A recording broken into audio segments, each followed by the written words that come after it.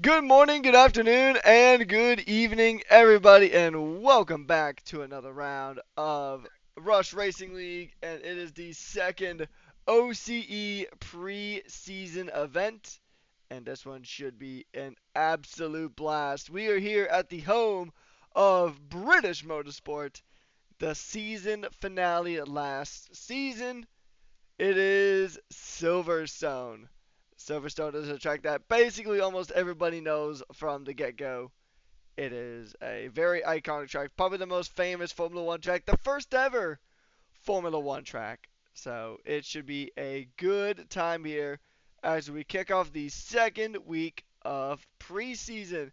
My name is Patrick Coleman, aka Rekus, and I will be one of your hosts and commentators for tonight's action. And alongside me is the man, the myth, the legend, Winter. How you doing today, mate?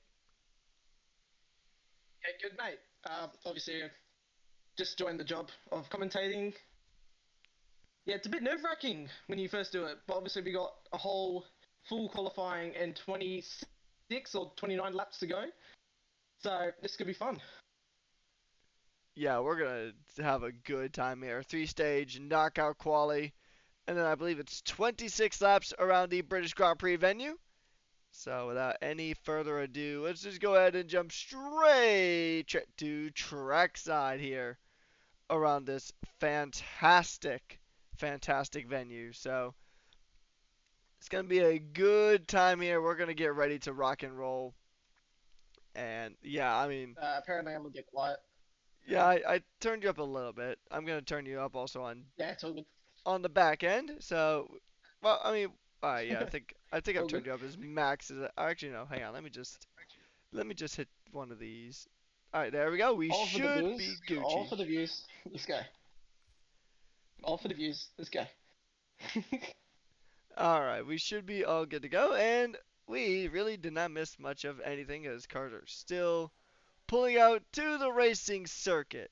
So a lot of these guys are probably pretty well familiar with this track. It was actually done for it was one of the two tracks done in the Red Bull trials last time out. So a lot of these drivers like Jacuti, Aiden, Kaus, I'm trying to see if any other or Toast. I'm trying to see any other names that were in that last night. I think that's about all the names I can recognize from last night. And then we're gonna just see how they do here this time around. They're definitely gonna learn. They're gonna learn. Yeah, wow. English is not my strong suit. I swear English is my first and only language. Um, but this track is a bit of a doozy, especially with these regulations. There's a few good hard braking zones to really charge that battery up, but not a lot of them. There is never a lot of time to charge a battery around here. It's obviously such a long but also tight track. Yeah, it's very easy to make a mistake, especially into the corners like Maggots and Beckett's, Cops, Vale. It's so easy to make a mistake. That just shows the sure amount of skill it takes to drive these types of cars.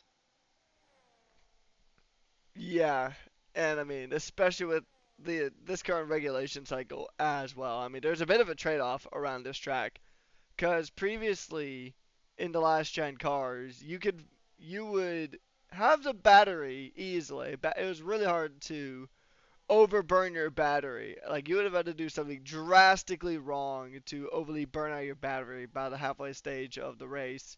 But you would also like if you're following somebody through maggots and beckons, then yeah, good luck. You are in a tough spot, especially with how aerodynamically sensitive the ground effect machines were. These cars, you kind of get the opposite. It's tougher to keep that ERS alive, but you can follow much closer because these cars don't have as much downforce as the last gen cars. The floors are mostly flat. You have a little bit of, I wouldn't even say it's ground effects. You have a little bit of downforce through the floor, but not nearly as much. I think it's like less than half of the downforce through the underside of the car, so you're relying a lot more on this top side aero. And some teams have found some really creative solutions, even if said solutions aren't seen on the cars as of yet.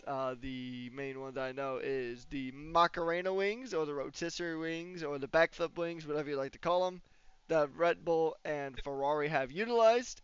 I've seen some mods though that I'll bring those back, but unfortunately, if I run those mods, I wouldn't be able to jump in the session. So sadly, we can't bring those to you guys just yet.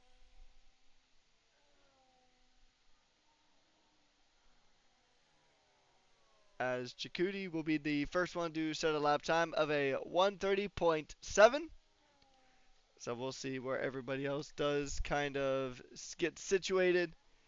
And this is going to be a very good quality session. So, Winter, I know you've driven this track a handful of times in these cars. So, if somebody was just learning the 2026 regulations and trying to get to grips with this track, what would be some tips that you could give to anyone trying to learn?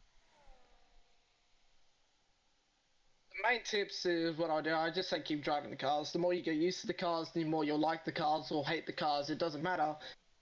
But like the more you get on the limit of the cars, the more time you'll find. And I just also want to bring out just before you asked me this question, Don J had a bit of a slide to the final corner, half spinning across the line. I don't know if you saw that, but that was pretty good. Nice save from him. But obviously, you want to use the limit and also try drive at the limit so you can get maximize the time that you can find.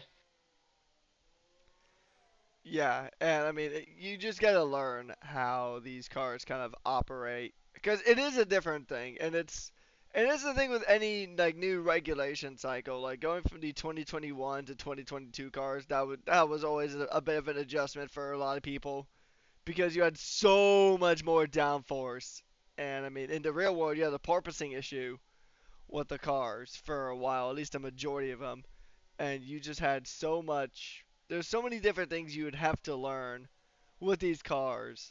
Um, and actually, learning any car, it doesn't matter what kind of sim racing you're doing. You could be doing, like I don't know how much I'm allowed to say about this, but since it's public on the Discord, I'm sure it's about what I could get out of it. But I know we are bringing F2 back this season. Don't know about the calendar or any of that stuff yet, but we are bringing F2 back.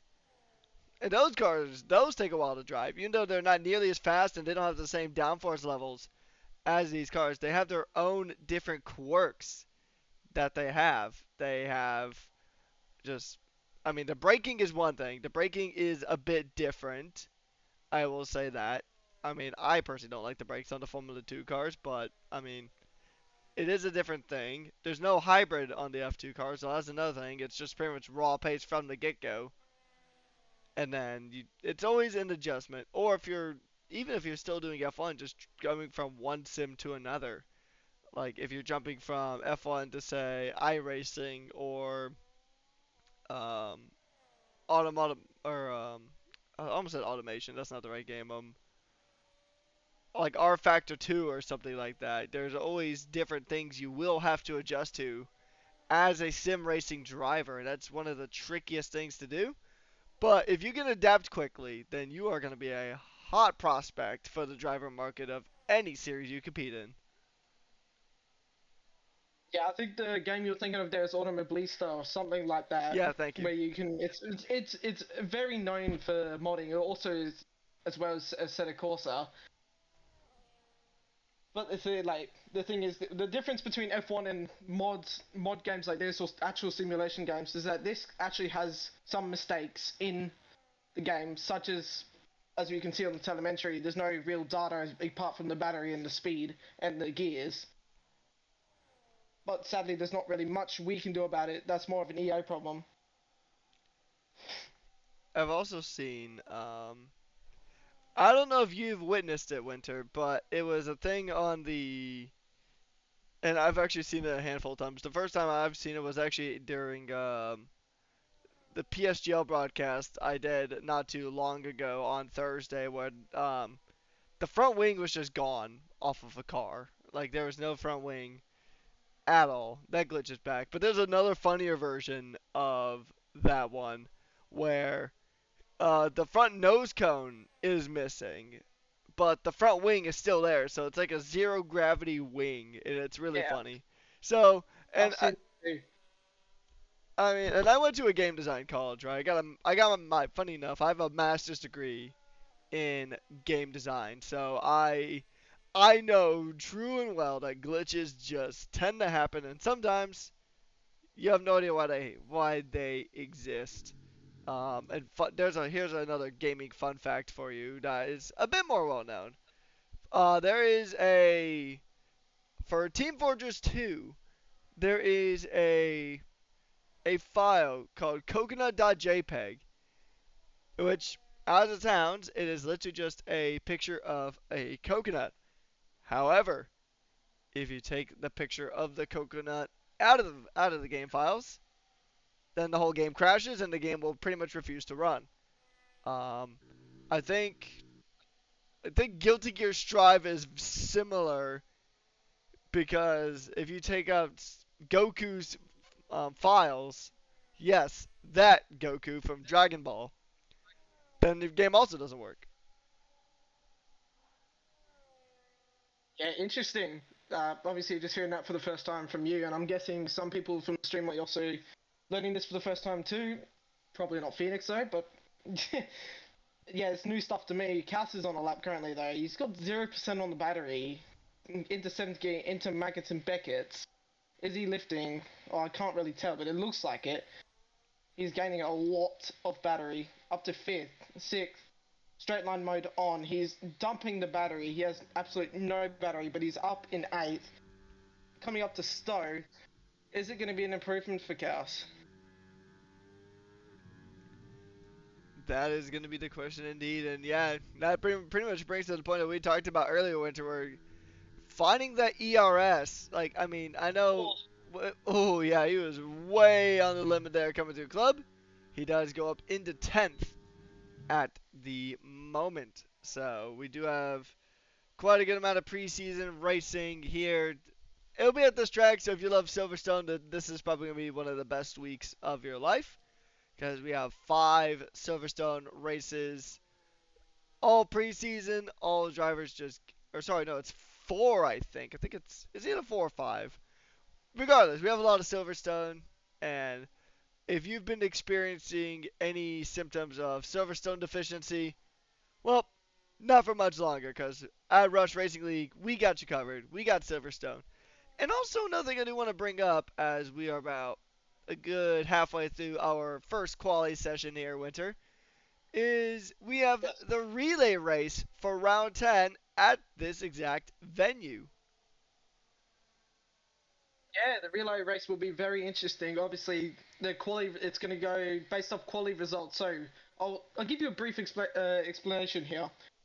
So the Div 1 will do quali, where the Div 2 will do the race, and then so on. The race results will go on to the next Div and the next Div down, if you get what I mean.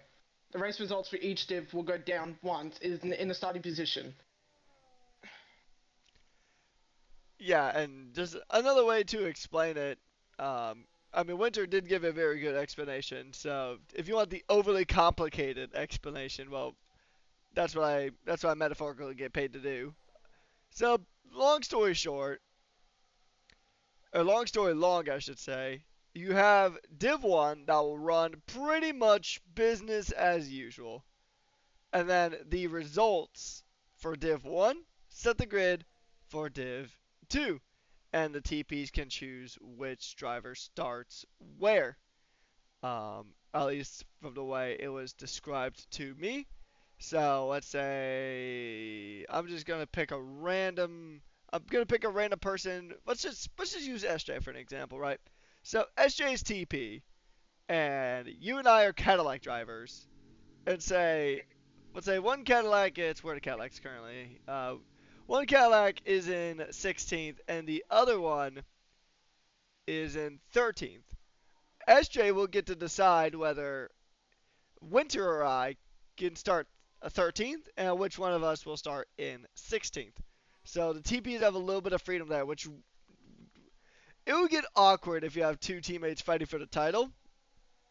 But if you have one, say if like say Winter is well within title contention, and I'm down like 14th in the driver standings, then I mean you can give Winter priority there and start him higher up. So it does add a little bit of extra strategy for the TPs even. So and then the results from that race will set the grid for Div 3, and then so on and so forth till the end.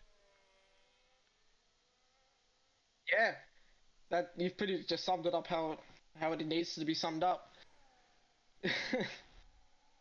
I remember the first explanation I got for it was very confusing. So I done what I can to try to simplify it. But we do have some retirements in this first session of quali. Just a reminder that it is a three-stage knockout qualifying. So anybody outside of the top 16 will go ahead and get told to take a break, and they will just be banished at the end. As we do have about 3.5 minutes left to go here, and I do think these drivers are going to be safe. A pretty big spread across the field from our 21 drivers. So we will lose P17 down to P21. And then our top 16 will go into Q2. And then when we go to Q3, it'll be the top 10. So the top 10 will go into Q3. And then That's where and the then big it's a money shootout. counts. Pretty much, yeah. That's where the big money counts. When it comes around to Q3, that's when you really want to be pushing the limit of the car. You want to gain all the lap time you want to put yourself as high as on the grid as you want. First of all, you got to get through all these two other sessions before it.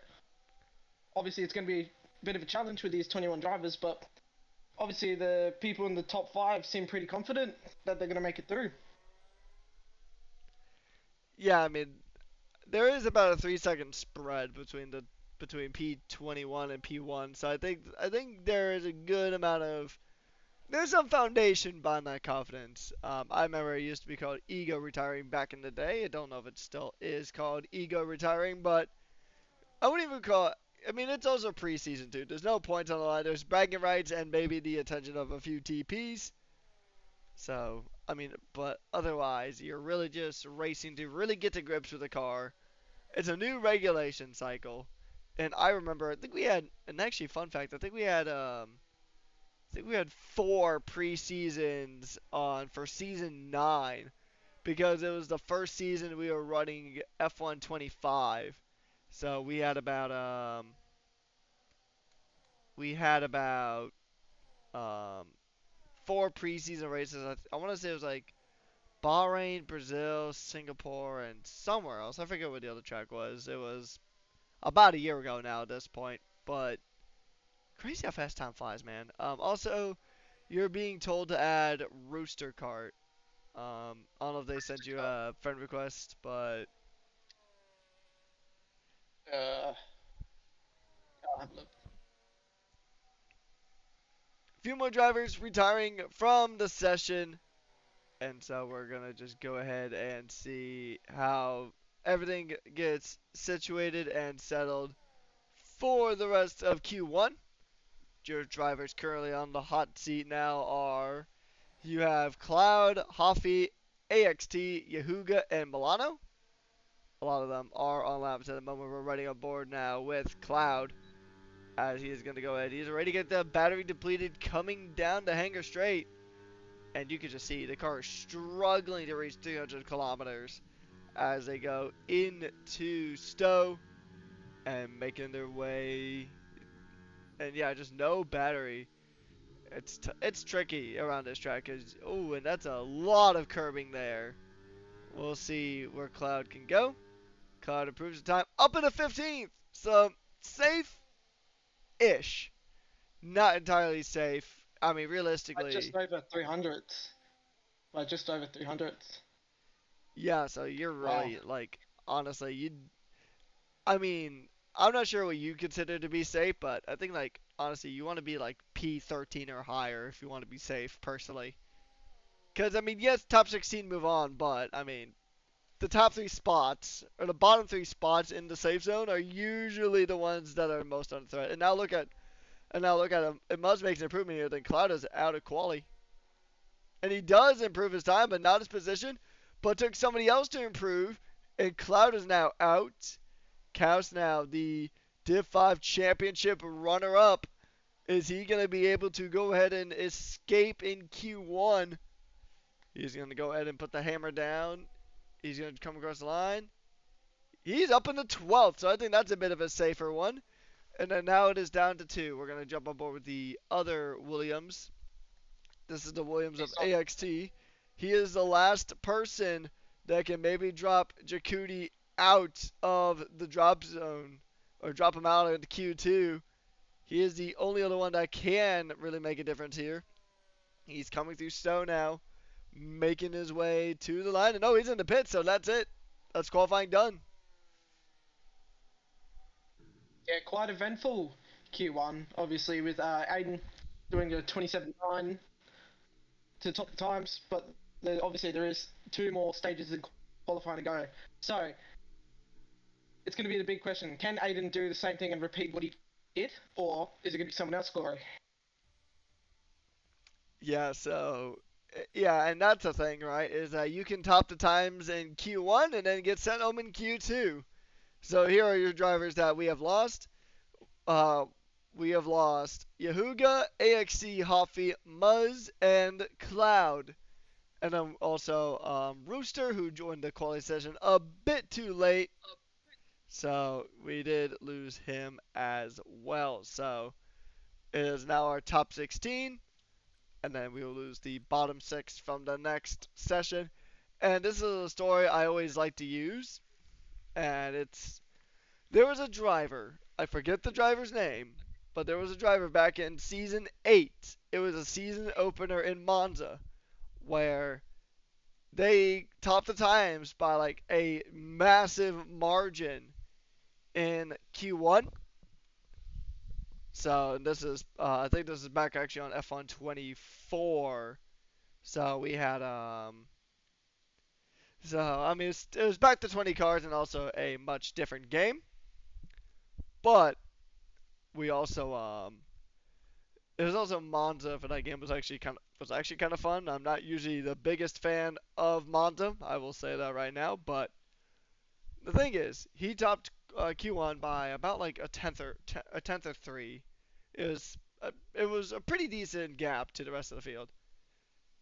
And then we got to Q2, he was 15th, knocked straight out, and that was his qualifying done. So, and that's the biggest thing with these three-stage knockout sessions. And you said it best, is that you gotta just stay consistent. I mean, that P1 and Q1 is all for toffee if you get eliminated in Q2.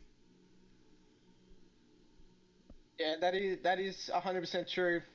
It's happened to me in the past. I've topped Q1 by a mile, then gone down to out of Q2 in like P13, P14, P15. It it can be shocking sometimes, but it also might just be a bit of inconsistency, especially on my part. One time was like in the past, it was F1 25 cars, maybe 24. So yeah, obviously it's going to be a bit of yeah. Sorry, I have no words for this, but like It's all good. I get what you're saying. It's a shock sometimes. And consistency, that is probably the hardest thing to build up, right? And I actually, despite the fact I don't league race here at, well, actually in any leagues for that matter, so um, but I do actually do private lessons at my go kart track that I teach, and the thing I focus on is I teach them consistency. That's the first thing I try to teach them. I try to teach them that muscle memory, and just to kind of build that repetition so they can consistently get good times. Like I mean, I know qualifying is all about getting that one good time, but I mean, like we've both said, you get the good time once, and if you can't replicate that, even or sometimes just like almost half a second off in some cases between Q1 and Q2, then I mean, all that work in Q1 is kind of just wasted, just about. So Yeah, that is true. Mars, thanks for the tier one, by the way. If I didn't, you, well, sometimes you make mistakes, Mars. It's not always going to be a perfect lap. Obviously, you would have made it through if you didn't have that moment at Cops, but it's just unlucky. But cheers for the tier one, mate. Um, Back to what you were saying. I might need to get myself involved in your coaching because my consistency is a bit. Ugh. But obviously, we do have commentating to do. So, who's on a lap currently that we can find? well, a lot of drivers are at the moment. It's opening stages here. I think everybody aside from Slushy, Huddy, Jazzy, and Aiden are all out on laps. I think the first car that is currently flying around it would be M John, or no, that is not M John. I believe it's either one of the Haas's or one of the Cadillacs. It is one of the Yeah, Haas's. It's Tazio. it's Tazio. So into Val we go with Tazio. Gets a little bit wide on entry. Can he get the exit that he needs for? This will be the bank of lap time for Tazio. It's a 29.6 flat. Well, Zaki Boy just goes ahead and pops it into P1 by going oh, that's like 4 something tenths quicker than Tazio. Noah chucks it into P3 with a 29.7. So yeah, M John, did he do a double outlap or something? Because that's not a real representable time. Toast smashes it out the park by 3 tenths. Never mind, I spoke too soon. There's a lot of improvements going around. The track must be flying right now. And that's the thing too. Another thing that you kind of have to really get used to is that the later that the day goes on in any session, the track is going to get more rubbered up. It's going to get more grip. There's going to be more grip on the surface. So you really just gotta be I mean, you gotta just really be adaptable. I mean, we talked about the adaptability aspect a bit earlier on today. So you gotta be adaptable, and you can actually kind of see. It's almost like when there's rain on the circuit and you're on inters or wets, and you see the dry line forming. There's a bit of a darker patch of racetrack where the track is just getting more rubbered in. There's more grip out there. So that's why you see everybody like kind of go out on the final like couple of minutes because in that session that is where the track is going to be the most rubbered in. That's where most of the rubber is going to be. And where there's rubber, there is grip. So if you can find that patch, and Slushy has found himself up into sixth, as there's a few more cars still making their way on through. We'll jump on board.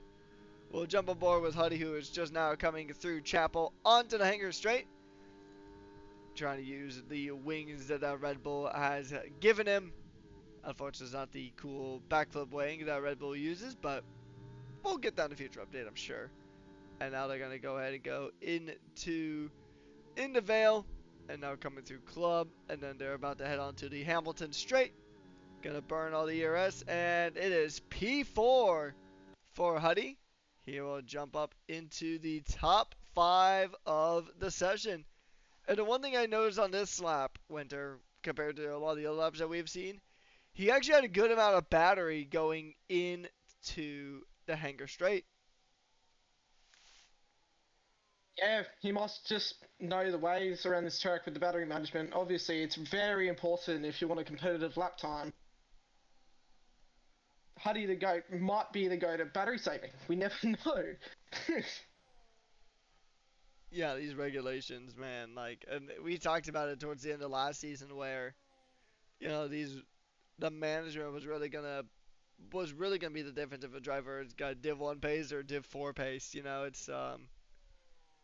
It's about how it is. So yeah, and that's probably the hardest thing to really get used to, and I know I was watching the W1 broadcast the other day, and I was hearing some generational Mark slander as Aiden will rate his way up to the top step of quality by only 4 hundredths of a second so far. But Mark, the in-game race engineer, does say it best. Sometimes the fastest way around the track isn't actually going flat out, which for a racing driver, like you and I, it's weird, man, not going flat out constantly, especially in quali. Yeah, it is always flat out and quality, but obviously in these regs, it's introduced a new type of fast um, into these types of league races or just racing in general. You have to do a consistent lift and coast, or if you're feeling cheeky enough, just go flat out in a few corners then lift and coast. But obviously, the more you lift and coast, or the more you lift off the throttle, the more lap time it's going to cost you. So, yeah, we've got already two retirements. Andre and Toast, as Aiden is on an in lap.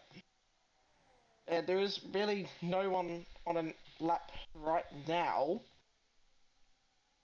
But I think the next person we're going to get crossing the line is Creeper. Yeah, so Creeper, and you would be correct, my good sir. So Creeper will be the next one to get ready to go across the line. And we're going to see exactly what the Alpine driver is going to be capable of. And he's going to go ahead and just do what he can to make sure he's got full battery at the start of the lap. Coming onto the Hamilton straight. He will begin his next lap here as he makes his way through the opening sector. Just going ahead and going flat out to the best of his ability. Lifting off a little bit here to regen some of that battery. Following that rubber line in a bit before heading on to the Wellington straight. Coming through the corner now onto the Wellington straight proper. Under the Louis Vuitton bridge. And he is going to go ahead and go good on the brakes. Coming through the left field. And making his way around. He'll come to probably one of the weirder straight zones on the track. Not a lot of straight zones actually have curves on them, but it is such a fast corner that you can take it with straight mode wide open and not do a jack doing in 2025 Suzuka. As Creeper's going to go in and make his way through probably the most famous part of this racetrack, Maggots and Beckett's. And you can see he's kind of feathering it a bit here. And he's got a lot of battery coming out to the hangar straight. He had 40% ERS, and he will burn it down quite a bit. He will let off a little bit to allow it to recharge as Creeper is just flying through these sectors. He will burn out all of his battery here, but he will recharge a good amount of it. You burn the battery up pretty quickly, but you recharge the battery equally as quick. So he comes across the line. Good enough for P8 with a 1:29.3. Yeah, that is a good lap for Creeper. Obviously, yeah, a lot of battery. Holy crosses the line. He improves on his time, but he doesn't improve his position. Sadly for Polly Mad. But Don J improves by almost 2 tenths, but doesn't improve his position either. So, obviously that's not good for those drivers in the drop zone currently. Yeah, so we currently have 6 drivers in the drop zone. We have Bookie, we have Slushy, Milano, Kaus, Jacuti, and Polly. But some other drivers that are kind of right on the bubble. You do have Noah Huney, the new Alpine team principal, and he's got some pretty big shoes to fill. I mean, taking over a team in general is a bit of a tricky thing to do, but especially the reigning overall champions, which is led to I mean, it was a dominant season in the overalls for Alpine for the most part. But then again, it's a new season. You're gonna have a bunch of new drivers. Four divisions as of right now. So it's gonna be a very interesting battle here because some teams really did struggle, but rebuilds are definitely a thing here at Rush. I mean, season 8, I mean, or even to the beginning of season 9, Williams was pretty much nowhere in the beginning of season 9. But Dito has pretty much rebuilt that team, but they were pretty much knocking on the door of the overall championship last season. So I mean, they really had a massive turnaround. The teams that really could have a massive turnaround for this season would be McLaren and Haas. Those two teams really did not have a strong season 10. But as we turn the page to a new season, a new set of regulations, I think McLaren and Haas might be two teams that you really need to keep an eye on. Yeah, speaking of Haas, we do have for what I know right now, we do have like two principals or team principals in the race right now. Slushy and the Aston, obviously the Haas TP will be looking to yeah bring them up to the top. Obviously they weren't up there as much. No disregard to Fat Cat Gangster and either or Jordan Sears. Like obviously not great driving from someone. I'm not going to name names, but Fat Cat Gangster, they did all they could. The Gangster sticking through, trying to bring as much positivity to the team, and Slushy recently taken over. So this would be good. Noah Huni filling in a big role at Alpine. He was a Div 5 driver last season. He was actually fighting my team for the overalls. I was a Mercedes driver last season. Obviously, it was a good fight, but Alpine were just going to win it from the get go, in my opinion. Yeah, I mean, also, I mean, here's the thing about Noah Huni. He absolutely took off in the latter stages of the season, and I would argue he was probably like alongside Kaus and TMT Legend. He was probably like at sometimes he was the quickest driver on track in Div 5. So I think Noah Huni is definitely going to be a driver to really keep an eye on this season. He had some really good performances in Div 5, and then now with his promotion to Div 4, we'll see what he can go ahead and do. We'll see if he can go to continue that impressive string of performances. He and I think he even joined mid-season as well, and he actually just improves quite drastically to jump up into P8 as we are down to the final couple of minutes of Q2. So we're gonna just see how this one settles out. I'll tell you how much time is available once we know.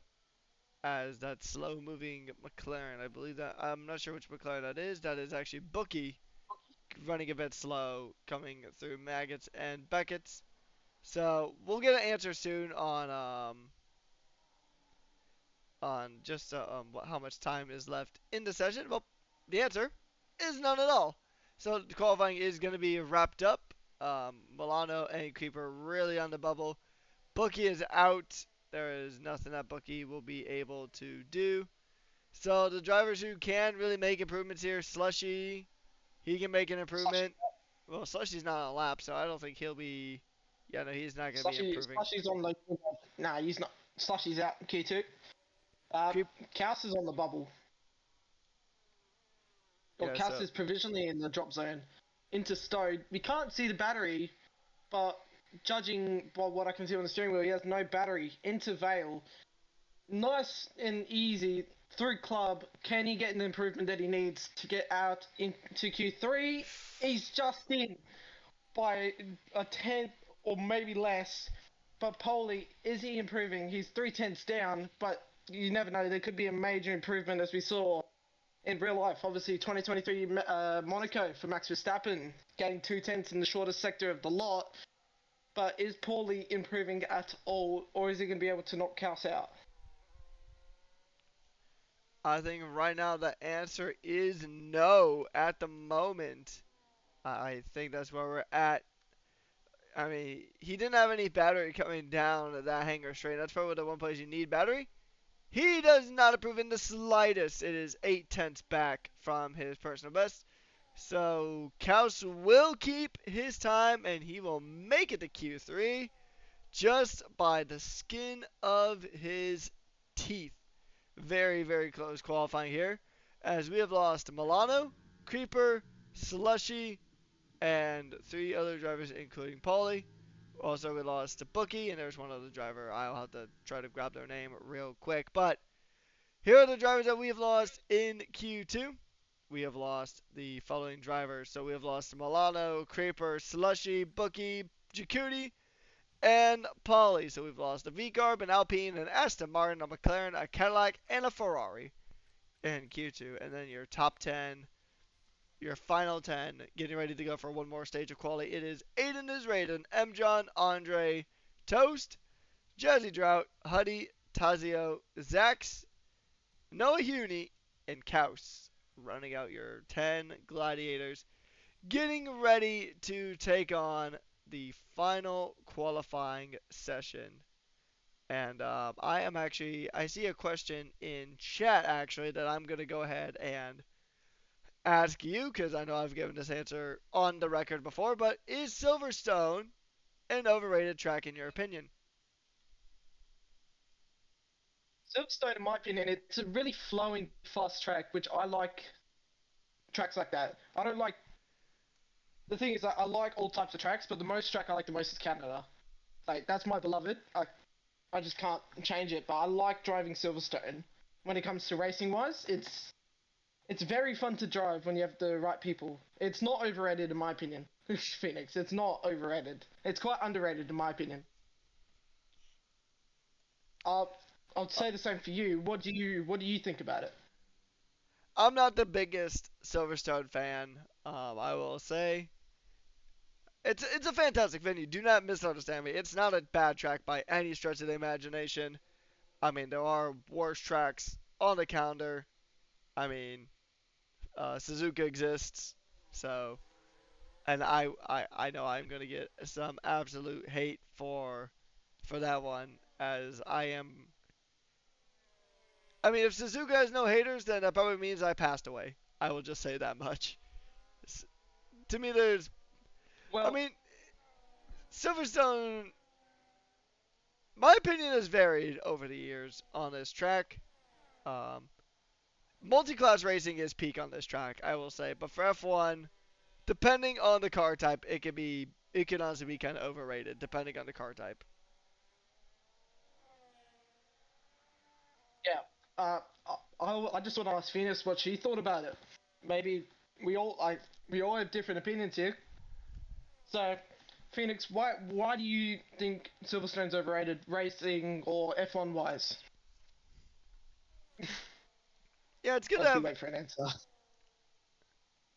overrated and oh wow, yeah, they're throwing me under the bus here, but I have on the record said that Silverstone is one of the more overrated tracks. I mean, it's not the most overrated track. I mean, Monza also exists. I mean, here's the thing, right? And also one of the American commentators that the two of us know also says Silverstone is kind of an overrated venue, but it's a good track. I will say that much. It is a good racetrack. Out of all the probably most out of the most popular tracks, um, for any sim racing calendar like Silverstone, Spa, Monza.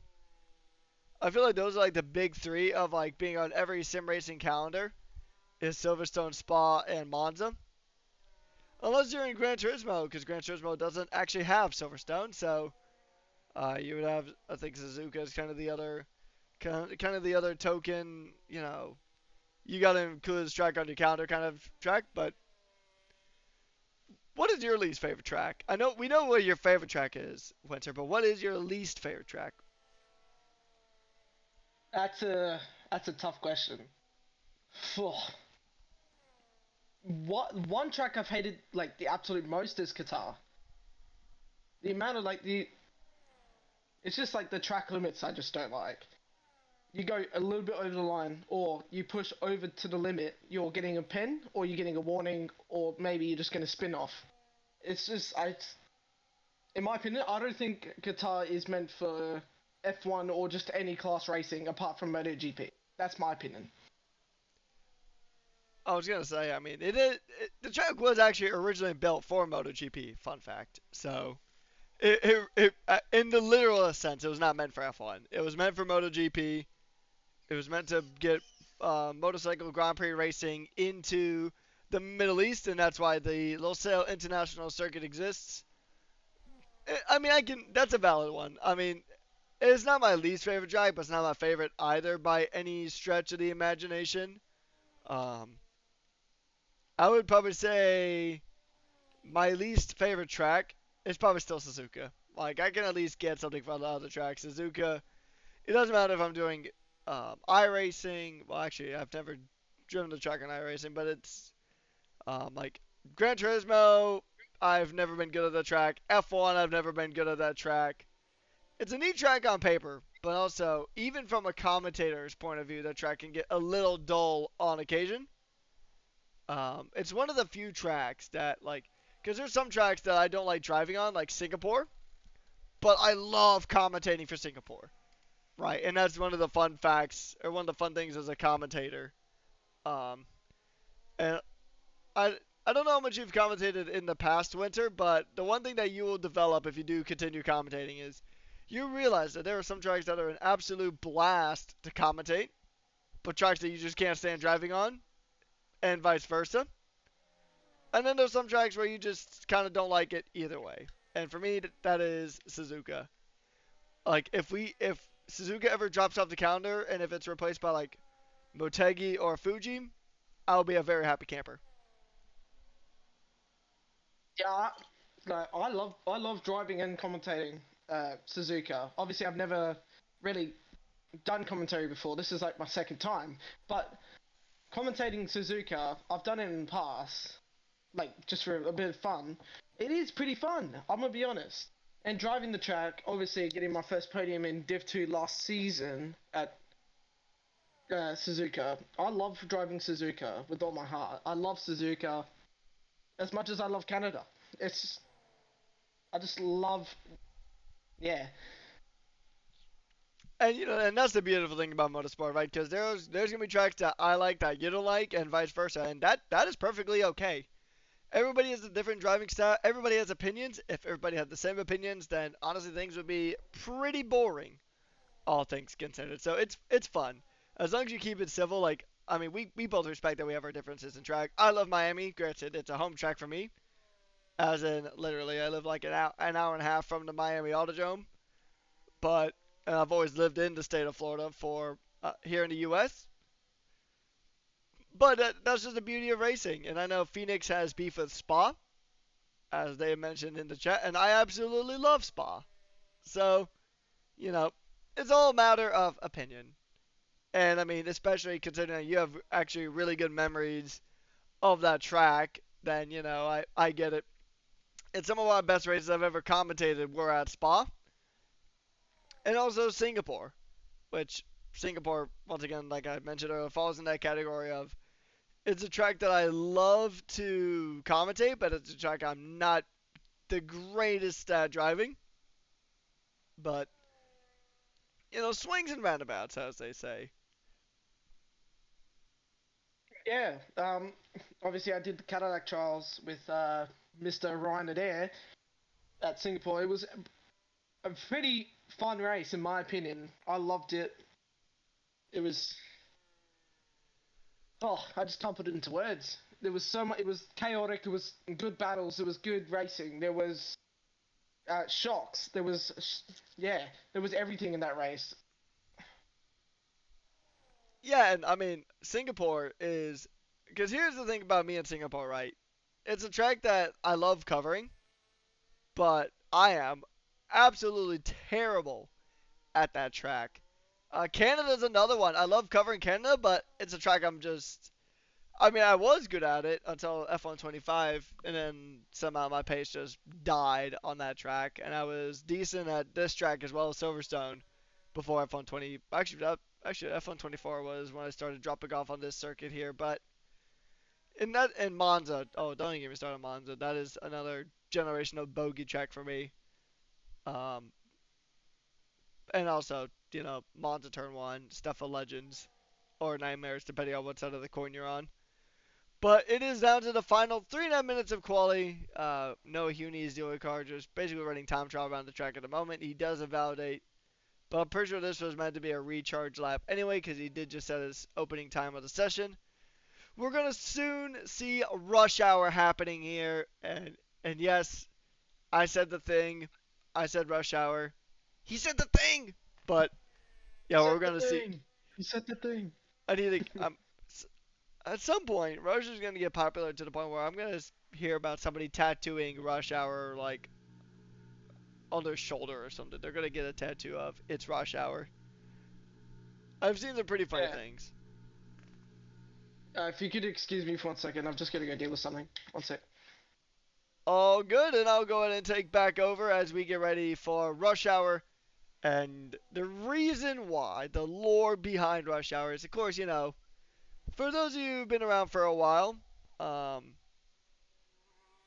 it is. I am the master of trying to come up with the worst puns known to man. Kind of my thing. Kind of one of your jobs as a commentator. To throw some really bad puns out there every so often, but just wanted to throw in a pun with the name Rush, and also here in the states, rush hour is a thing where like at around 5 p.m. traffic gets really heavy because that's when work gets let out for a lot of people. A lot of people work that 9 to 5 shift. They do come out pretty much right at 5, so the traffic, everyone's kind of rushing to get home. So it it actually kind of makes things slower. But here we have probably the fastest rush hour on the globe, as pretty much everybody is on LAP, and we're just gonna run through. So Zach's will be the first one, and we're gonna go ahead and jump on board with the Toyota driver as he's gonna go ahead and fire up the car, making his way down to the opening stages of the racing circuit. He's already got about 50% battery, so this is probably the easiest part of the racetrack to really just kind of recharge here in his opening sector. It's where you get the hardest braking point on the track aside from Vale. Going down to Wellington Straight.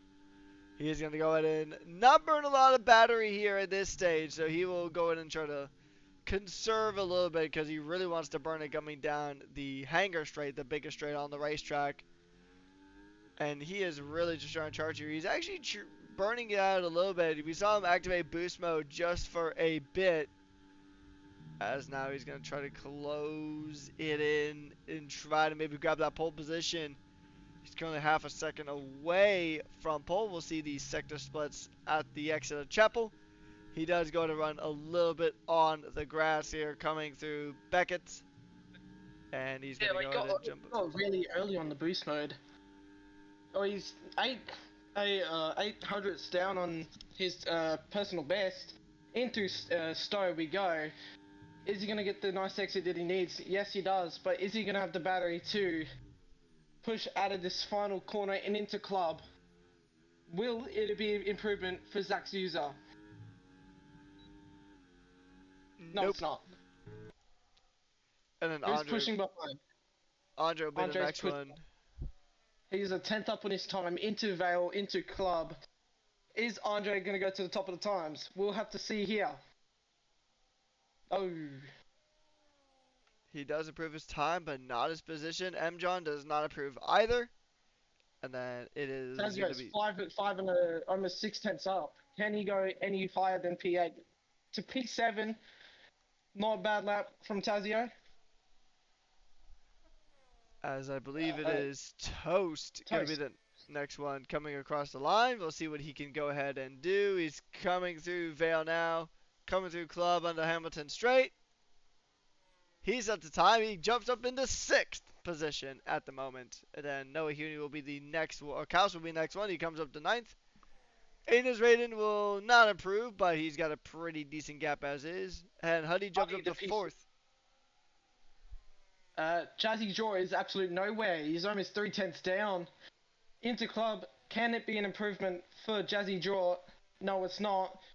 But all the pressure leaves on Noah Huni. He's 3.5 tenths up. Can he get an improvement?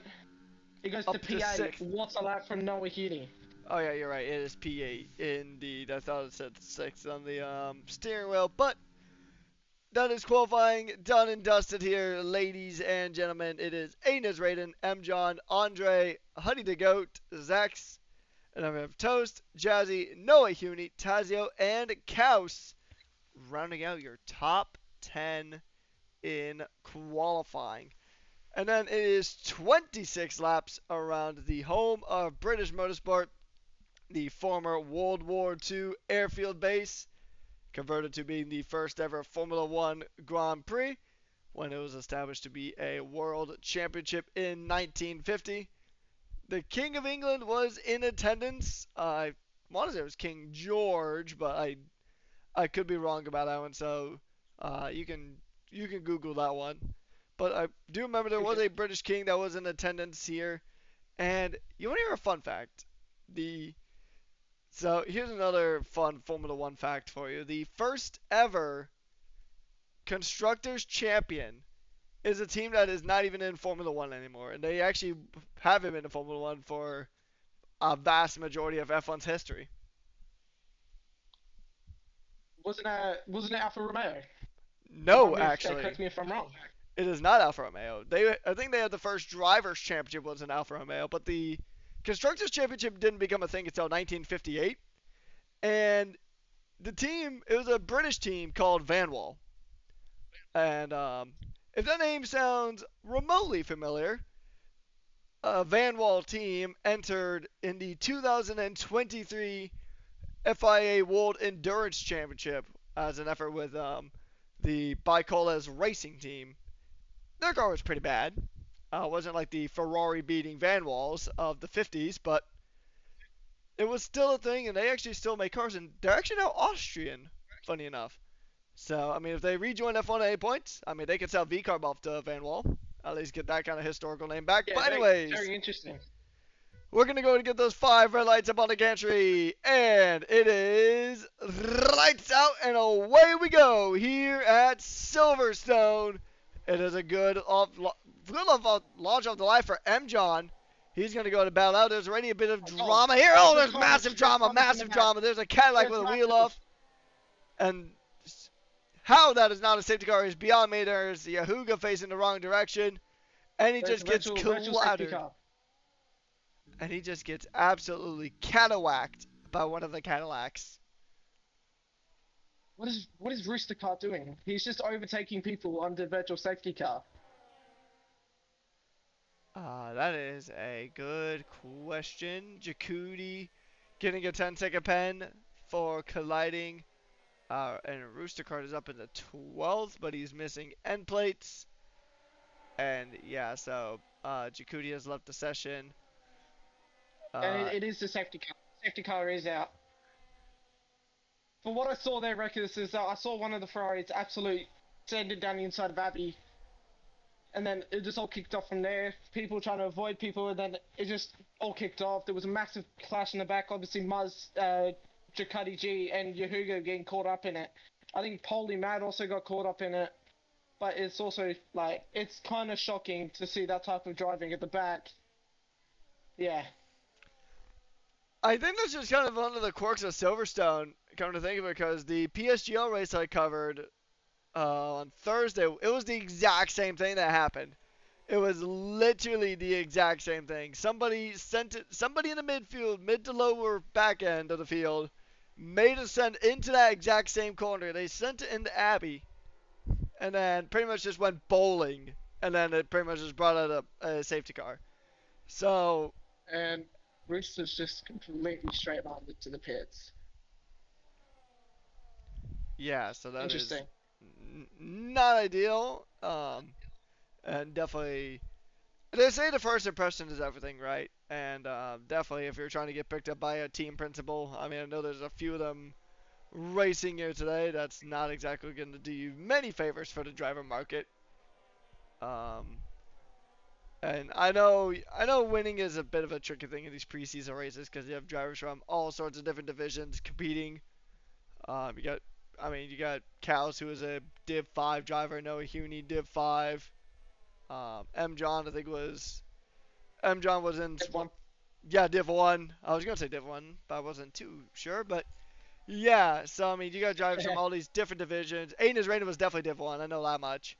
Um, and Muzz showing that he exactly wasn't the biggest fan of that moment. Chaos. He's just lagging back. It just seems like Yeah, I've just I've just seen Chaos lag back. He was in P9 before. Now he's in P15. All in a matter of seconds. He's just lagged back to P15. So not entirely sure. I mean we'll keep an eye on it. It looks okay for now.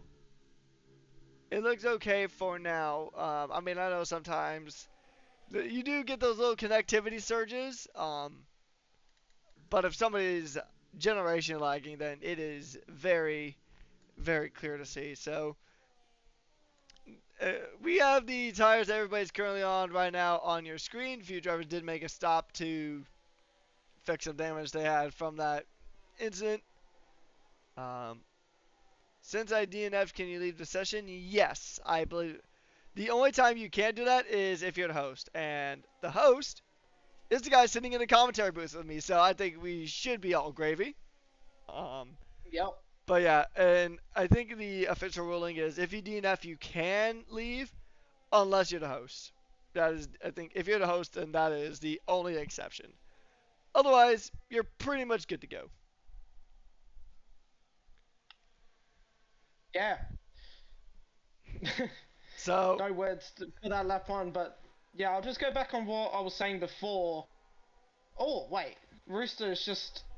Oh, what? I've just seen Rooster lose the end play on the back of Cloud. Very interesting bit of style of driving which is going on right now. But well, I'll go back to what I was saying on lap one. I was watching the mid pack in the back while you were focusing on the front. I've seen one of the Ferraris absolutely send it into Abbey into three cars, half spinning them, and then it was just all chaos from there. Cars getting half spun, cars getting spun, cars DNFing because of crashing. It was absolutely mental that it got to the part where we had three DNFs in one crash. And I'm Yeah, sure this will be reviewed after. and then I can also imagine. I think it was actually during the Bahrain preseason race. I think we also had some.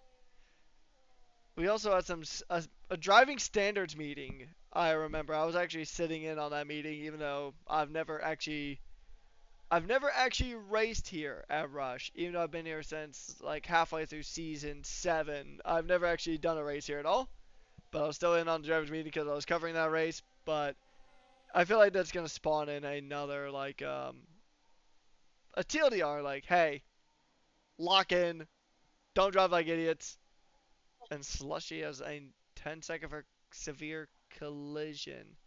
Now, that severe collision thing, I will say, is a bit tricky because if you even breathe on the car in front of you, you get hit with a 10-second for, like, even the slightest Yeah, little love tap, like the slightest little smooch of the rear end gets you 10-second under safety car conditions. The safety car is well and truly pulled yeah, on into that the won't help. pits. That won't help Slushy either, because he did start the race on the hards, so that will not really help the Aston Martin man. But obviously, when is Aiden gonna get the drum? Is he gone now? He has indeed. Yes, we'll say I believe that answer is a resounding yes, and we are green once again. Our power is green, and we are back racing here at Silverstone. We'll see if we can keep it clean this time. Let's see if we can survive turn 1. And it looks like now that we are single file, Creeper really did not have a good launch there off the line. As we are good. We have survived. We have made it through Abbey. And I believe we do have a full green racing lap available to us. Zach was, I think, thinking about a move on to the Audi of Andre. And we're going to see how this one pans out as Toast is under pressure from Huddy, Huddy. Huddy's going to go for the move. Huddy on the switchback. Is he going to get the move on Toast? Is he going to have the straight line speed to catch Toast in the straight line? It doesn't seem like he'll just tuck in behind, save the battery. Obviously, it's a long race, so it's going to be a bit of a tough race. Tough race indeed, and now coming through. And the thing with these cards is that you can actually follow a lot closer to Maggots, Beckett's, and Chapel than you could previously. You That's can, really close, yeah. yeah, you can Zach's going to follow. have a look up the inside of Stoke corner. Is he going to get the move done? Yes, he is. Is Andre going to get the switchback, though? That is the main question. No, Zach user up to P3, gets the move stick, makes the move stick, sorry. It's Zach's user seems to be someone to watch in this race. Yeah, so this is going to be an interesting one here as we continue on. Creeper and Rooster battling it out, and actually, I stand corrected, they all went into the pits. So Andre now. And I've actually been seeing a lot of good stuff from Audis here in F1 26. The Audi chassis I know is actually really darn good. I know it's equal performance, but there's still a few different handling characteristics from what I have heard with some of these cars. And the Audi, I mean, I've been doing a career mode with Audi recently using a fictional. Toast around the outside of Huddy. Sorry for cutting you off here, but Toast is really on the back of Huddy. Obviously, Huddy got past him on the. I don't know what the straight is called, but Toast is back through on Huddy the go. Yeah. Absolute switching battles from the two Red Bull based cars. Obviously, V-Carb coming out on top in this battle, but is Huddy going to get closer to another chance at this battle as the top four start to pull away? As I am full of history fun facts here today, as Milano has been disconnected from the session. Fun facts. VCarb and any of their guys actually got a race win before the main Red Bull team. Fun fact. So, because the first VCarb win was 2008 Monza with a driver that not a lot of people have heard of. His name is Sebastian Vettel. Pretty unheard of driver. 4 world championships to his name. But yeah, he got a win in a Toro Rosso before the Red Bull team would actually get their first win the following year. I think also with Sebastian Vettel. So there you go. There's another little history fun fact for you. That's a record to hold on forever. That's a record to hold on forever. Noah Huni is close to the back of this McLaren here. Is he going to be able to get the run into Luffield or into Brooklands?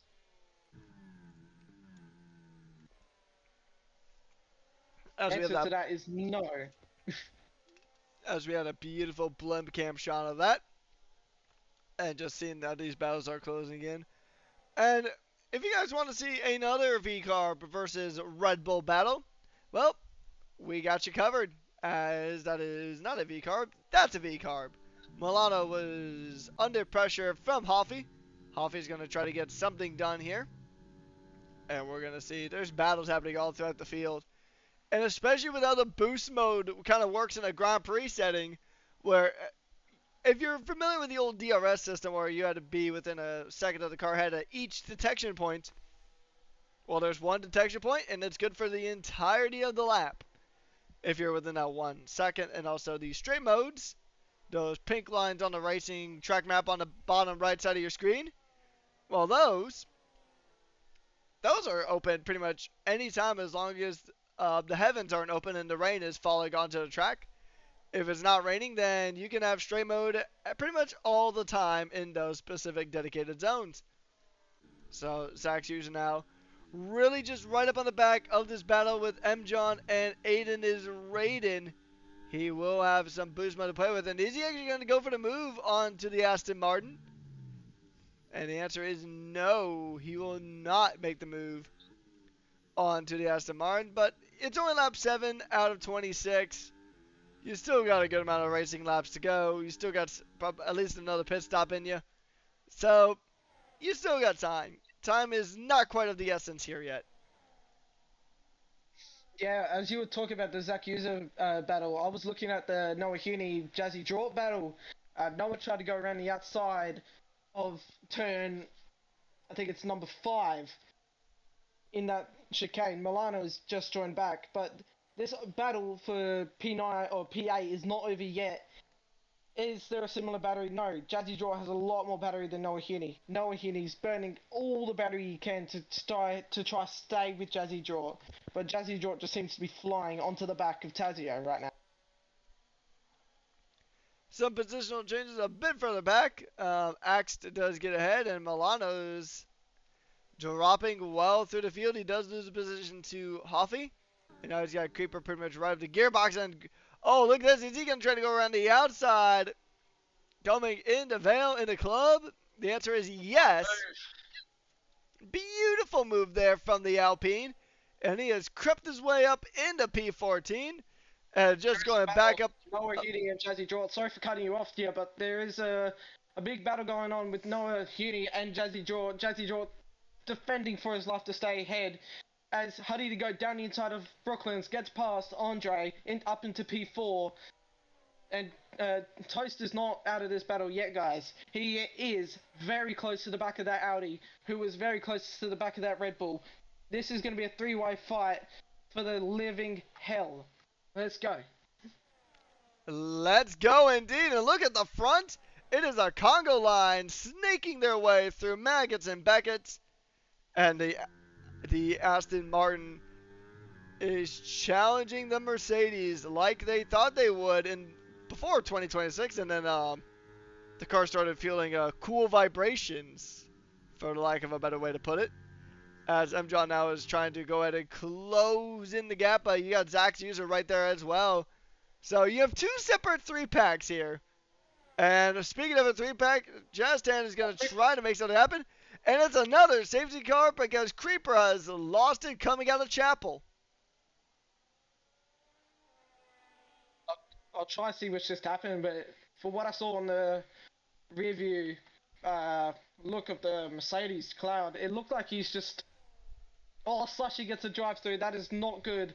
But for what I saw, it looked like Creeper was frontward into the wall on the right hand side.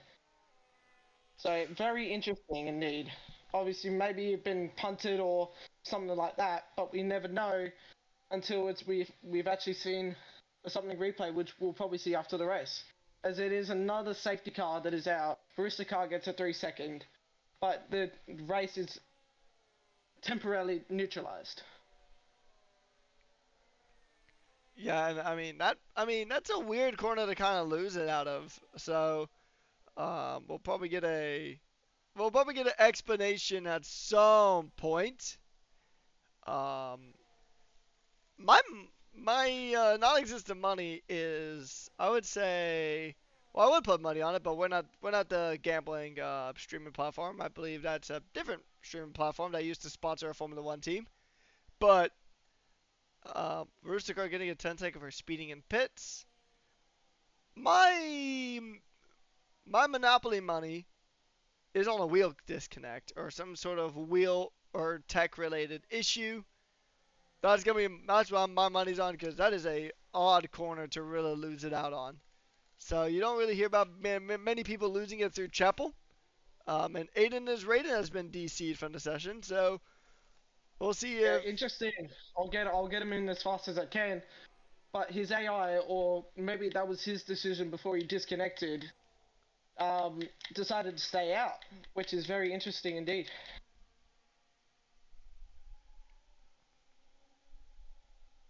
Yeah, so we'll see. I'll see if I'm gonna do some investigative journalism to see if I can actually maybe find a cause or maybe find some answers to what happened to Creeper. So Milano had a game crash. I think Aiden's had a game crash too, because it's showing that he's not online, but I've managed to get the invite out. So it might just be game or consoles crashing or heating. We never know. But I think the main thing that Aiden would want his AI to do now is box this lap for a fresh set of boots of hards, or he's going to try to stay out and defend as long as possible.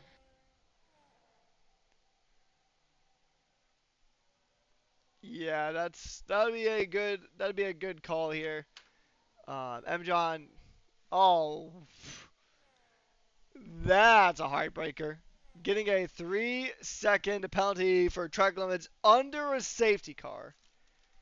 Uh, I mean, this is one track where it's you can do that. This track in Austria are two tracks where you can 100% do that, and Qatar, like you mentioned, because those three tracks are really, really, really extremely to a very painful degree of ruthless when it comes to track limits.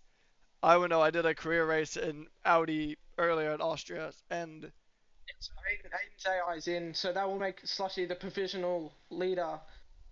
But there is a lapped Ferrari in the way. Aiden has joined at the right time. So we got back right as his AI is coming in the pit. So it's almost gonna be like a Le Mans driver swap here at this point. Alright, they put on softs. Oh brother. Oh, actually, hang on. Hold up, let me cook.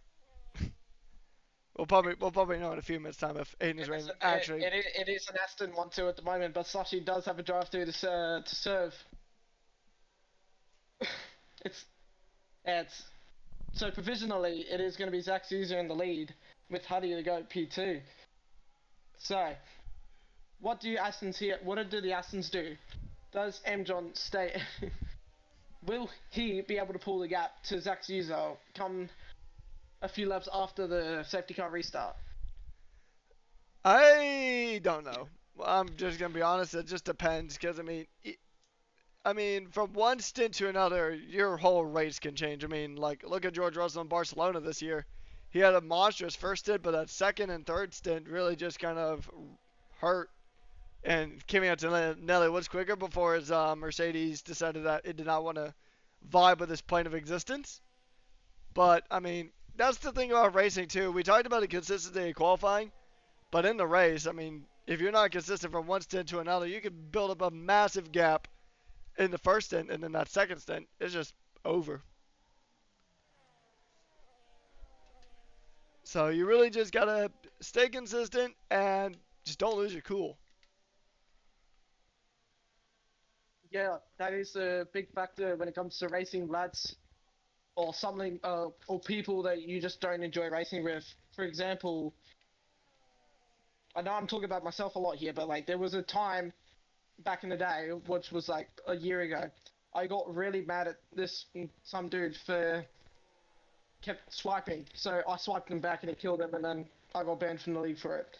So, not saying that I do that now. That was control of me, but it's yeah, you want to be really cool, calm, and collected no matter what happens.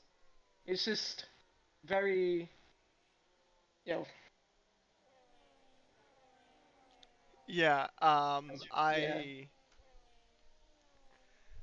I have made a mistake. I mean, my singular league race I did was on Gran Turismo, and it was on Dragon Trail, and I mean, I was not having a good race. It was basically and that's a 10-second penalty for a collision there for AXT on to Polly. But did did Aiden go? Oh, Aiden went again into the pits. This time jumping on a set of hards. So that might be able to get him to the end here, as we are It just might about be. at half Maybe race it will. distance. Slushy is on the older side of the grid, and yet he still needs to pit. So not only does he have to serve the drive-through, he has to pit for the rest of the boots too. Does he stay out and then go on to? He serves the drive-through, and then boxes the next lap, or maybe he hangs on until like the last 5 laps and then chucks on softs. There's a lot of strategy calls that can be called here. So, I would guess the safety car would be in this lap. So I'll let you take the restart away again. Uh, yeah. Yeah, so we'll see. We'll probably figure out about a hanger straight if we do have a safety car in, and then we'll be in it for the long haul. As hopefully we stay green for the rest of this. Yep, safety car is in this lap. Slushy will lead the field for at least one lap, and then he'll have to pull into the pits to serve that drive-through penalty. And Slushy is just going to go ahead and try to fire up those tires again, try to get another heat cycle through those hard tires, and we'll see what he ends up trying to do here. It is an Aston Martin 1-2, something that I don't think anybody would have expected to say in 2026. But that's the beauty of sim racing, and even though Rooster is well on the other side of the racetrack, we'll see how the rest of this race goes. We are going to go green. It's the two green machines up front. And we are racing again here at Silverstone. They've crossed the timeline. They can overtake at their heart's desire. Now, what I think they should do is they should swap the cars, the two Astons, but no, they're going to fight. It's going to be a switchback attempt here for M. John. A good pass there. First tires versus old, but look at this. Slushy trying to get back into it. The Haas TP jumping into it. And Aston Martin AMR 26 this time. He is on archaic tires as a Haas does fire on past. And he's going to lose a position to, Huddy slightly tapping the back of the Aston Martin. A little bit of contact here coming through, going through Luffield now. And that is going to be a good position to hold. But Toast gets a move on, but does the move stick? The move does not stick. He'll have to back out. He'll give the position back to Huddy. Andre's right behind. He's got an Alpine right up his gearbox. And Zax is still trying to put pressure on. Zax is absolutely electric at this stage of the race. Yeah, Zach is really pushing to try and get into that lead. Provisionally, he's leading, but Slushy does have a drive through this serve as double pass. He gets double pass by Huddy to go and Jazz and Toast and Audrey. Or they're actually having a battle, I think. Yeah, Audrey down the inside of Stone. Does he make the move? Yep, yes he does. There is any movement behind. Yes, there is. There's Cloud and AFC going at it. Oh, a little bit of contact. Cloud is forced onto the grass and into the curb. Into Club. Is there any response from Cloud? I don't think so. But we'll go back to the front. There is a yellow flag somewhere, unless that's just a glitch. But Zach User is absolutely pushing the limits of this Haas. He has roughly 30% more battery than M. John on this lap. Will this be the overtaking opportunity? We shall see here as we're going to go ahead and continue watching this fantastic battle here. As I believe Slushy did... Oh no, he's just dropping on the field. I don't think he's actually started... Yeah, he hasn't started the drive-through just yet. So he is still fighting, and he is just dropping like a stone through this field. Everybody around him is on fresher tires. He's the only driver in this race who has yet to make a pit stop of any kind. So he will go ahead and just continue to drop down through the field. Back up to the front. Zach, who has been just electric on this stint, is chasing down M. John.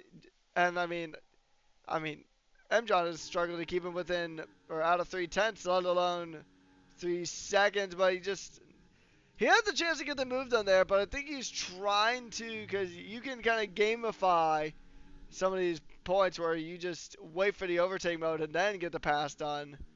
So M. John still holding the lead for now. Zax, I think, had the opportunity to pass, but he decided to wait. And he's going to burn the battery now. Going to make the move coming into turn 1. And through goes Zach. The Haas driver up into the lead. That was about as easy as you'd like it. But you do have Huddy and Toast right behind there. So they're actually all getting involved in this battle as well. Huddy now trying to close it in. Trying to make some kind of magic happen. And he is going to go ahead and try to make one move. Thinks about it. Waits. And M. John going to go ahead and just have a bit of a snap. But look at this. M. John just running a bit wide. And Huddy was about to make the move. But not quite. We are seeing some good racing here in the second half of this Grand Prix. Yeah, sorry about this again, Breakfast. If you don't mind if I just duck out for a sec. I've got some family issues going on right now, so I'll just be good. Maybe so. I got you. So Toast now trying to go ahead and fight here. Let's see, but look at this. M. John, is he thinking about making a move? No, he's actually going defensive as Toast up into the podium spots in the V-Carb. So they're going to go ahead and continue to scrap it out here at Silverstone. We're seeing some really good battles up at the front, but a bit further back, there's some good stuff happening too. Side by side going into Vale, and AXT will jump ahead of Hoffy for that P10 spot. But look at this. Hoffy up the inside, and through goes Milano, saying sayonara. He'll get 2 for the price of 1, and Kaus will go ahead and be right there, trying to catch up to his Williams teammate for the night. AXT trying to get a move back done here. As a bit further up, Tazio and Noah scrapping it out for position. And here we go, side by side, Red Bull v Red Bull. One is part of the sister team, or another way you could put it, as I've heard it said, one is sugar-free, one has still got all the flavor. And the Red Bull is going to go ahead and continue to go for here, as we got a onboard request for anybody of my choosing, is the way that Phoenix likes to do it. So we'll do it. Let's see, who do we got? Noah was mentioned previously, so we'll jump on board with Noah next lap. Or actually, no, let's go ahead and scratch that for the time being. We're gonna go ahead and jump on board. We'll do it with Andre, actually. We'll jump on board with Andre because he's got a really good view of this battle. So we're gonna go ahead and hop on board. We'll throw on the telemetry for this lap, and we're gonna see here as it is gonna be an onboard lap with Andre per the request of Chet, and we cannot see anything, so let's try this again. Alright, well, that's it. There we go. We fixed it. I am a tech genius, as we do see. We'll see if Andre can go ahead and try to close it. He has a beautiful view of this battle here, as it is basically a 5-way fight for pretty much the entirety of the podium. Cloud getting more penalties as it sits. So now making their way through left field and then getting ready to give it a go. And he is going to try everything in his power to try to stay within a second of this pack here. The Audi driver just burning a little bit of battery, trying to close in to the Red Bull of Huddy, as they're going to continue to fight it out. And now going through Maggots and Beckett's now is the Audi driver. And he's going to go in and try to close it up. He's got a good amount of battery coming out of Chapel, but will he burn it a little bit? He'll burn it in bursts. He'll burn it in a few bursts, as we see like the top 5 are really just trying to manage things as this stint of the race. And it's a safety car. There's AXT. AXT has just been. I think AXT spun round or got spun round at what is it, Beckett's or Chapel? I don't know. But it just seems to, like, him and Polly may have come together. As we see a lot of people dive into the pits, it might be a late safety car, so that might help Slushy in the slightest. Oh yeah, it definitely will. Yeah, so it is a late safety car. AXT getting another speeding in the pit lane penalty. That is going to be a rough for the Williams driver. Formerly a V-carb driver, and now he is, he's just said, alright, yep, I'm about to head out, and he has retired for the session. Bit of a tricky race for AXT, but he retired in the pits. He did the right thing. So, for those of you who may be a bit new to the league racing scene, retiring on track is a big no-no. You could get heavily penalized for it, unless it's a crash where your tire is, dislocated. In that case, your car is not fine, and you're probably not fine, but you won't get penalized for it any further because your day was already rough enough. But if you do retire on track, it will be investigated, and you'll probably get hit with some penalty points. But yeah, it is unfortunate to see. Yeah, that indeed. I was just going to say, yeah, obviously retiring on track is a big no-no, but retiring in the pits in a safe manner is a big yes. So, if you do end up wanting to retire from the race, do not do it on track. From my previous experience, do not do it. Yeah, so it is gonna be a bit of a difficult time for these drivers. Just trying to make that strategy call. It's literally like the old song. Should I stay or should I go? In this case, should I stay on track or go into pits? We'll take a look at everybody's tire ages for now. And okay, so everybody except for or everybody in the top 7 is on 9 lap old tires. Cows is on a lap older. So Aiden's on a fresh set of softs. This could be a comeback of all comebacks for Aiden's Raiden. P10 on the freshest softs that you could ever get. yeah, and Hoffy is also retired. He's also done it in the pits. So like like my buddy Winter said earlier on, retiring in the pits in the same manner is a-okay. Just do not retire on the racetrack unless, well, you kind of bend it. In that case, you kind of can't help it. It's kind of like the radio message for, I forget which race it was. I want to say it was Saudi Arabia 2024, where Aston Martin was asking Lance Stroll, hey, can you bring the car home? I'm in the wall, man. I forget what race that was, but I do remember that radio message. 2024 Saudi. Let me Yeah, it just was jog your 24 memory. Saudi. You see, we have ball knowledge.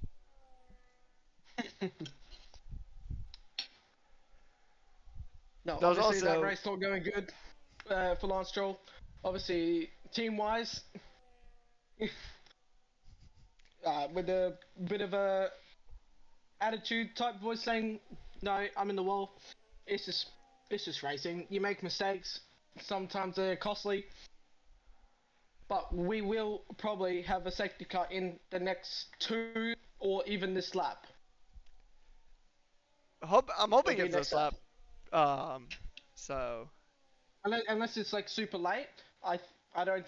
yeah, no, Zach's will lead it'll us go around away. again.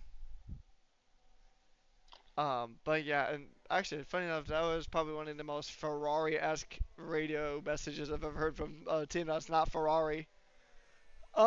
Since we got another lap going around, and it's basically the Records in Winter podcast for the time being, as Milano gets a 10-second for ignoring a yellow flag.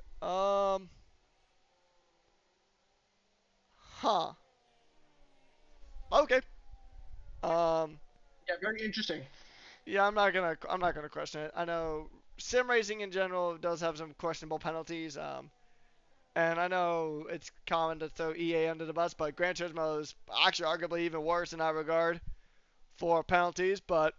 Um, but what is the, if you can remember from an engineer, what has been one of your most Ferrari moment or Ferrari's radio engineering moments? I know that's not English, but you probably pick up what I'm putting down. Yeah. Funny thing, it all comes from one race, and I'm sure a lot of you guys know it. Is press K1 when close, and must be the water. That's my favorites. I'm saying from your experience, like, have you ever had a moment where you were in a race and you had a Ferrari style radio message from your engineer? No, not me personally, but my Div 2 teammate did last season, Mr. Zomster, or should I say Zombie. Oh boy, I I don't need want to to. hear this story at some I point. don't want to get too much in detail about it. It did result to him in yeah, a bit of a being in a bit of a wall, but yeah. I also do remember. So this was not a radio message, but this was actually a hilarious Ferrari moment at the beginning of season 8. Or no, sorry, season 9. It was the beginning of season 9. It was 100% at Jeddah to kick off the season, as we're about to kick off racing here again. So I'll wrap this story up quickly. So in the middle of a very dry Saudi Arabia Grand Prix, 100% race, a Ferrari comes into the pits, changes tires, all on schedule. And then we see that, we're thinking, oh, is it going to be the red wall, the yellow wall, white wall? It was a blue wall set of tires, which for those of you who don't know, that was a set of heavy wets. So that was that was the most Ferrari strategy I've ever seen in a sim Well, racing. And we are a well, here go we go then. again. We are go for the safety car restart. Soshi's pulled into the pits and retired. That is a big guess, but also not for the amount of drivers that we've had DNF so far. But it is Zach's user from M. John, from Toast, from Audrey, from Tazio. The Haas having a good race so far. It's a 1-5 currently, but can Tazio improve any more? Now, Bookie and Huddy to go are going at it right now. Yeah, we're seeing some pretty darn good recovery drives here as we're going to just take a look at the positional changes. Bookie was out, I think, in Q1, I want to say, or Q2, but is up into 7th at the moment, just swinging it around town, trying to go in and get the move to stick. Baden is ready, and he is on those soft tires, those basically brand new soft tires, so he has got grip for days here in the last 6 laps of the Grand Prix. And pretty much everything is back to normal-ish. Toast up into the top 3. M. John in 2nd place. And Zach's currently in that P1 position. As M. John does still have that penalty looming over him. We'll take a look at the penalties here as well. Just to see where everybody is at on the penalty scale. So, you got 3 seconds for a few drivers. And then you got 10 seconds for Paulie. 18 for Cloud. I'm assuming. How do you get 18? I think he got Probably a 10, a 5, and a 3. Yeah, probably. Probably not. Quick maths. Quick maths here with Patrick Coleman and Winter. Anyways, I know it's school's out for a lot of the U.S. Any Americans watching, which Godspeed, it is 7 a.m. here in Florida, but we're going to see. I'm pretty sure you guys don't want to hear about much more on the math side of things. But, Toast. Close. Aiden's really close. He is looking to try and get a move on Huddy the Goat. He goes All around the outside. Can he make the move stick? Can he also get Tazio in the process? Well, it's a bit of blocking, little bit boxing, but it is going to be a good exit for Aiden. Is he going to be able to get Huddy the Goat or even Tazio into cops? Yeah, and I mean, oh, look at this! Oh my lord. Through goes Aiden into P5 with a masterful pass into cops. 2 cars at once. Wow. Just absolute wow. Props to Aiden as Raiden for that. But the top 3 is slowly starting to pull away from the group. Or the top 4, I should say. That silver arrow just hit the bullseye perfectly there. It flew true and struck the target. And it is up into P5 now. Those fresh softs really working wonders now for Aiden as Raiden. And it is going to be now Andre trying to close in the gap to Toast. And I mean, the Audi has been kind of a dark horse here in this one as Huddy gets another 3-second time penalty. So he will have 6 seconds of penalties now. And we're going to see how this battle is going to unfold. Toast is right up the back of M. John. And we can see from the rear of the AMR 26 of M. John that Toast was closing the gap. But I think even then, Andre is closing the gap to Toast. So this will be a very interesting one here as we continue to go through. It is 4 laps to go here at Silverstone. As Tazio, just a bit further back, does get the moved on to Huddy. And that is going to be another position gain. But it is 4 laps of racing. But for some, those 4 laps are going to feel like 40 laps of racing left. Yeah, obviously we do have the 2 McLarens, Bookie and Jazzy Draw. Is Jazzy Draw going to be close enough to get a pass on his teammate? I think Milano's gone round. Milano has gone round, but how do you go back past Tazio? The two McLarens are going at it. Hold the phone. Are we going to see a papaya battle going on? Or Jazzy gets a little bit squirrely on the exit. Is that going to affect him? It might, just slightly, but it won't be enough for Bookie to get the pass. Is there any other closer battles that we can see? Well, with 3 to go, I'm going to turn our attention to our top 3 as they're going to continue to battle out. M. John does take the on-track lead. So where does that put him? at this stage. I'll drop him to fourth, just with the penalties that Aiden is everybody closing though. else. Aiden's closing that gap like a hawk. He is pushing the limits of that Silver Arrow Mercedes with those soft tires. Obviously, they won't be as fresh now. Obviously, 6 laps, but they'll be way fresher than these other 4s. He can see him in front of him. He can see the top 4 in front. Tazio gets past Huddy the Goat again. Is that going to help Jazzy Draw? Huddy the Goat's going to get past Tazio again. Through Maggots and Beckett we go. Huddy goes around the outside into Beckett, gets the move done out of Chapel. Who's got the better straight line speed? Is it Tazio? Is it Huddy? We're going to have to see into Stone. Oh, a pass for the podium Tazio spots. is getting way closer. There's a pass for the podium spots. Andre up into the podium.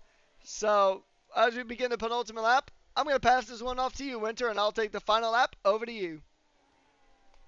Yeah, thank you, Rekus. It is going to be a bit of a shocking, well, not shocking that type of manner, but it's going to be absolutely amazing to see what happens in the final stage of this race.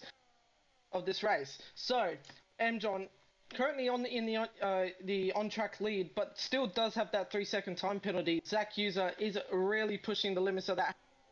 He is trying to get onto the back of that Aston Martin. Is he going to have a go into Brooklands, or is he going to try stick it out and try use the overtake mode to stay in front?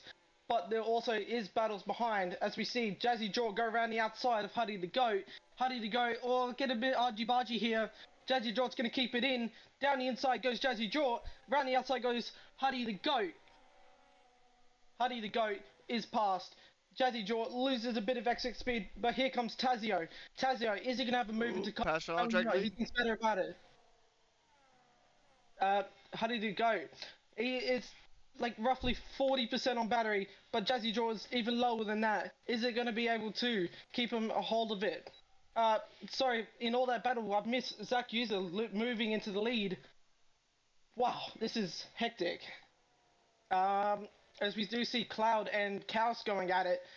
Is Cloud going to be close enough to get it? But we'll jump back. Yeah, no, Cloud's nowhere. We'll jump back to this battle for 6th. Is it going to be Jazzy Draw, or is it going to be Huddy the Go, or can it be Tazio and Noahuni? That is really close on this battle. I'll let you take it away now. But wow, what a penultimate lap that was. Good battles happening all over the field as we're going to continue to witness just how this track has just been such a good track for battling in these 2026 cars. Last lap, Zax did get the on-track lead. Andre up into the podium spots now. Toast will still get the podium. And I think something might have happened to Aiden's rating. He is falling way back on those soft tires.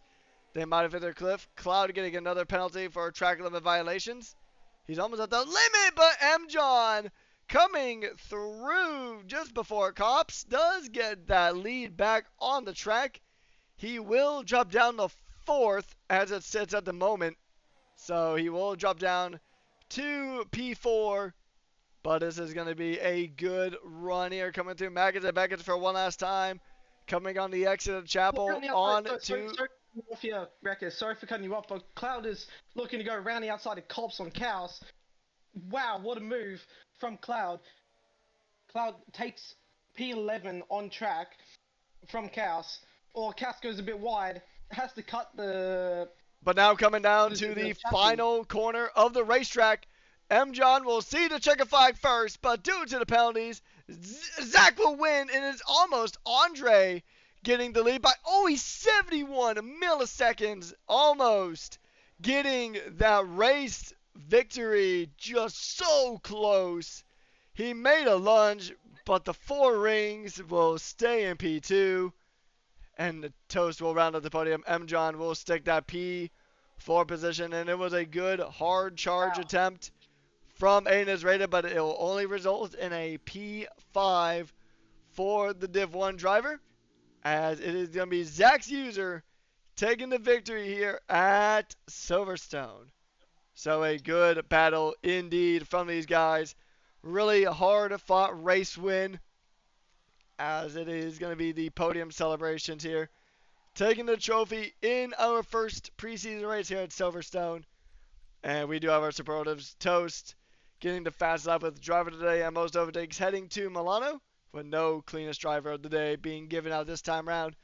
So running through your final results here, it is going to be Zach's ahead of Andre, Toast, M. John, Aina's Raiden, Jazzy, Tazio, Bookie, Huddy, Kaus, Noah, Rooster, and then we've had Milano, Polly, Cloud, Slushy, Hoffy, AXT, Creeper, Jacuti, Yahuga, and Muzz rounding out the field here today. So we are going to go ahead and take an interview with our race winner. It'll be condensed interview. We'll only do the race winner due to it being preseason. Winter, I'll let you start off our interviews with our race winner of Zach. Over to you.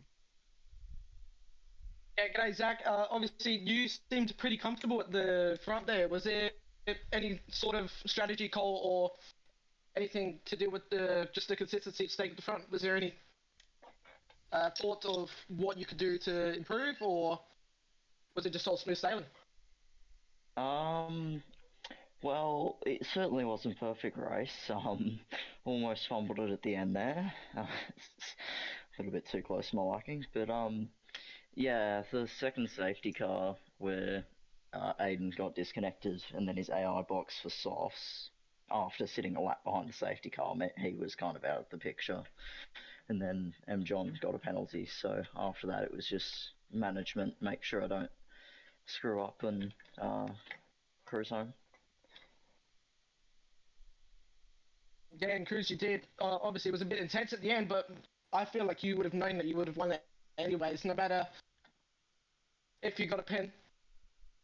It's just stuff like that you can feel the confidence coming when it comes to these new regulations and the new tracks. But anyways, I'll hand you over to Rekis. That's really all the questions I wanted to ask you. Good job, mate. All right, thank you. Yeah, so Zach, it was a really tricky race. There was really a race of attrition throughout a majority of that track. How did you find the racing here at Silverstone with these cars? It was very weird. I really haven't done much practice around here, but it really was the battery management Grand Prix. Like, it is the epitome of what this game is, of always having to watch your battery, because if you didn't for even half a sector, you were going to be absolutely screwed on the straights.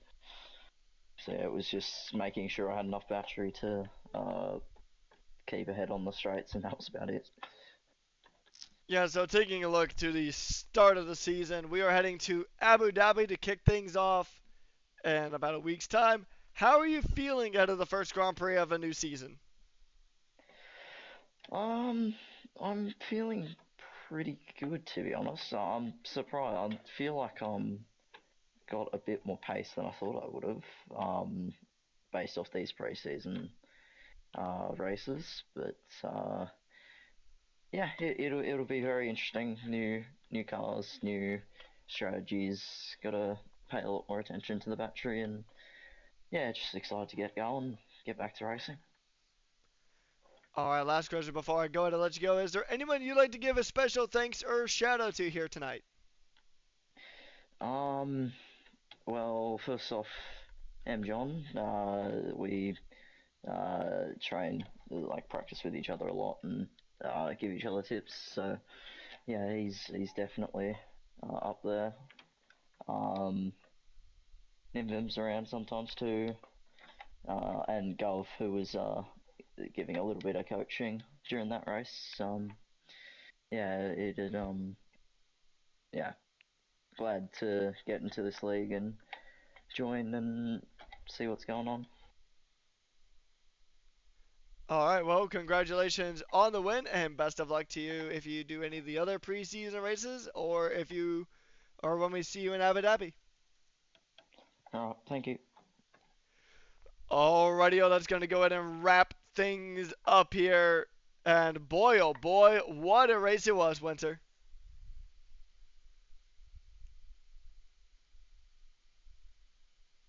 As I I have, think I may have just lost you for a second. I was just saying, what a race it was. Yeah, it was entertaining. to say the least. Quali was a bit of a boring one, I'll be honest, but the racing did not disappoint. Waiting for quali to end was the perfect. It was perfect for me, in my opinion. The racing, the battles, the commentary was absolute spot on, in my opinion. Yeah, it was a good battle. We saw some really good racing here at Silverstone. But that's going to go to wrap things up here for the first preseason race. We do have a preseason race, I believe, tomorrow as well. So definitely tune in for that one. It should be another great time. But on behalf of Winter, my name has been Patrick Coleman, aka Rekus, and we have been your hosts and commentators for today's action. A massive shout out to SimLab, Sim Racing Center, and Pagnian Advanced Simulation. So thank you to our sponsors, and thank you guys all in the Twitch chat. You guys are awesome as always. And until next time, stay hydrated, and we'll see you in the next one. Good night.